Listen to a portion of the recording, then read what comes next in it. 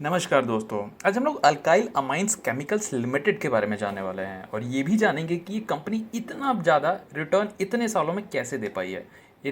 Return देखें तो दोस्तों एक साल में कंपनी ने हमें 361% रिटर्न दिए हैं और वहीं 5 सालों में दिखाऊं तो 1812% रिटर्न दिए हैं कंपनी ने।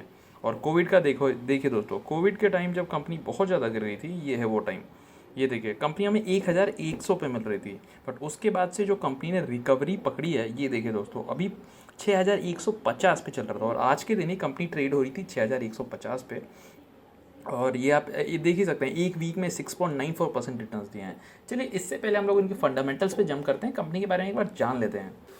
तो देखिए दोस्तों, कंपनी का अगर मैं आपको मार्केट शेयर दिखाऊं तो 45% मार्केट शेयर ये कंपनी लेके बैठी हुई है।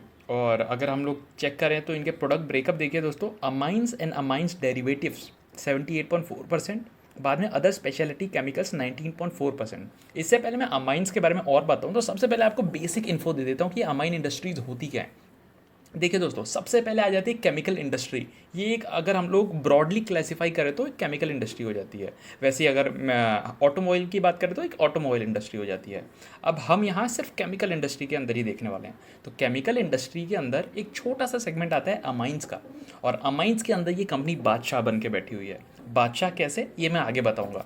तो यहाँ दोस्तों इंडिया की ही बात करें तो यहाँ दो ही बड़े प्लेयर्स हैं, अल्काइल अमाइंस और बालाजी अमाइंस। अल्काइल अमाइंस जैसे मैंने बोला 45% मार्केट शेयर है कंपनी के पास, वहीं बालाजी अमाइंस के पास है 50% मार्केट शेयर।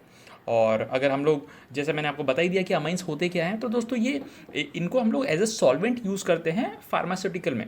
तो इनका यूज़ फार्मास्यूटिकल इंडस्ट्रीज़ में भी होता है, ये भी आप याद रखिए। और दोस्तों अगर मैं इनके प्रोमोटर्स की बात करें, जो इनके कंपनी जिसने चालू किया था, तो अगर उनकी बात करें तो ये हैं योगेश कोठारी। तो योगेश कोठारी जी भी खुद केमिकल के बारे में वो अच्छा खासा जानते हैं, तो केमिकल इंजीनियर हैं वो, उनके पास भी अच्छा खासा ज्ञान है। तो ये भी हमें देता है, ये विश्वास देता है कि कंपनी आगे चल के बहुत अच्छे फैल सकती है और प्रोमोटर को अच्छा विजन है। क्योंकि दोस्तों देखिए, अगर कोई टेक इंडस्ट्री, कोई टेक से ही जुड़ा हुआ इंसान चालू करे तो हमें ये विश्वास है कि वो कंपनी आगे चल के अच्छी फलेगी फूलेगी। वहीं अगर मान लीजिए आप किसी फाइनेंस वाले को, अगर आप कोई मान लीजिए फार्मास्यूटिकल इंडस्ट्री दे दो, तो दोस्तों ये बिल्कुल भी नहीं चलेगी। अगर उसके पास कोई मेडिकल डिग्री होगी तो डेफिनेटली एक एडअप करेगा कंपनी को आगे ले जाने में। तो वही अगर हम प्रमोटर की बात करें तो योगेश कोठारी जी यहाँ केमिकल इंजीनियर खुद हैं, उनके पास भी केमिकल का बहुत अच्छा ज्ञान है, तो वो कंपनी को बहुत अच्छी तरह आगे लेके जा रहे हैं।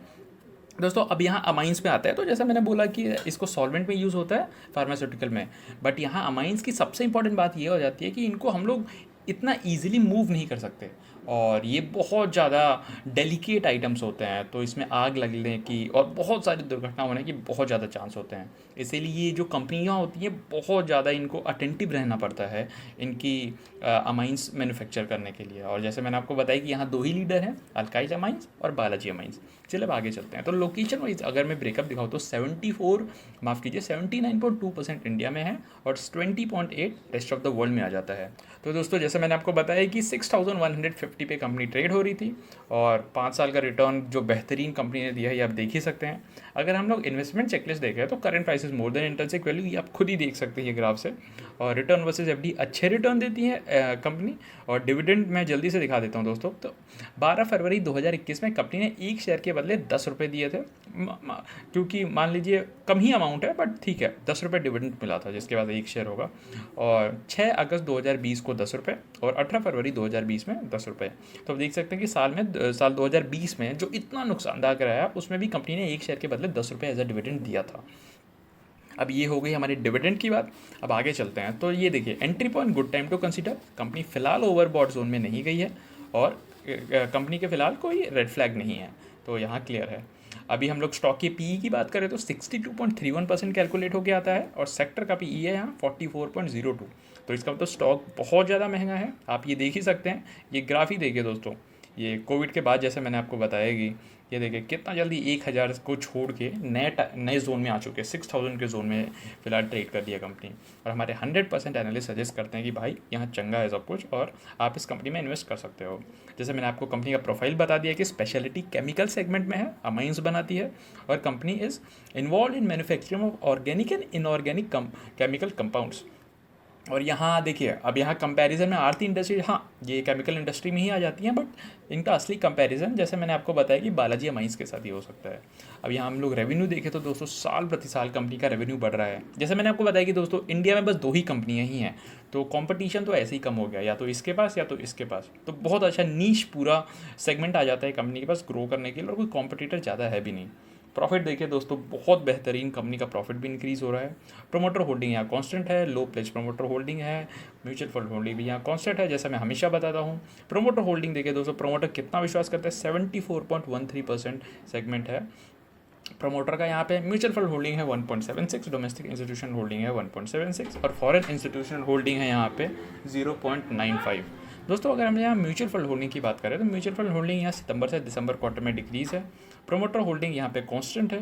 डोमेस्टिक इंस्टीट्यूशन होल्डिंग्स यहाँ पे थोड़ी बहुत डिक्रीज़ हुई है सितंबर दिसंबर क्वार्टर में जून के मुकाबले, और फॉरेन इंस्टीट्यूशन होल्डिंग बहुत बेहतरीन बढ़ी है सितंबर से दिसंबर क्वार्टर में, आप देख सकते हो। तो दोस्तों इसमें कोई ख़राबी नहीं है, और कंपनी जैसे मैं आपको दिखाऊँ तो कितने सालों से हमारे मार्केट कैप पे है, माफ़ कीजिए मार्केट में है, मार्केट कैप ही याद आ रहा है आजकल। और देख सकते हैं अभी रिसेंटली ही कंपनी बहुत खतरनाक मल्टीप्लायर बनी, ये देखें दोस्तों, कोविड के बाद ही कंपनी ने इतने बेहतरीन रिटर्न दिए हैं, और कंपनी बेहतरीन है। अगर कोई कंपनी इतने सालों से हमारे मार्केट में चल रही तो डेफिनेटली उसके पास ये एबिलिटी है। देखिए तो 2000 पहले से ही है कंपनी, तो उसके पास ये एबिलिटी है क्या बोलते हैं, चेंज होते हुए एनवायरनमेंट के साथ खुद को बदलने को, मार्केट स्ट्रेटेजी अपनी बदलने को, और कंपनी का मैनेजमेंट भी पूरा विश्वास रखता है। तो इसमें कोई दो राय नहीं है कि कंपनी और भी आगे चल के ग्रो करने वाली है। और अगर मैं आपको मैक्सिमम रिटर्न तो आप देख ही सकते हो, 1000 मतलब 22,808% रिटर्न दिए कंपनी ने। तो दोस्तों इसमें कोई दो राय नहीं है कि कंपनी बेहतरीन है। जैसे मैंने बोला सेगमेंट भी सही है, 45% मार्केट शेयर लेके बैठी हुई है कंपनी, और लीडरशिप का भी बहुत अच्छा विजन है। तो जहाँ भी गिरावट मिले इस कंपनी को, केमिकल की कंपनी को, इस स्पेशलिटी केमिकल की कंपनी को आप अपने पोर्टफोलियो में ऐड कर सकते हो, इसमें कोई दो राय नहीं है। दोस्तों इसी के साथ वीडियो खत्म करते हैं, और अगर आप चाहते हो कि मैं किसी और कंपनी के बारे में वीडियो बनाऊँ तो डेफिनेटली आप कमेंट सेक्शन में बिल्कुल बता सकते हैं मेरे को, और मेरे को बहुत अच्छा लगेगा आपके कमेंट देख के। तो धन्यवाद दोस्तों, शुभ दिन।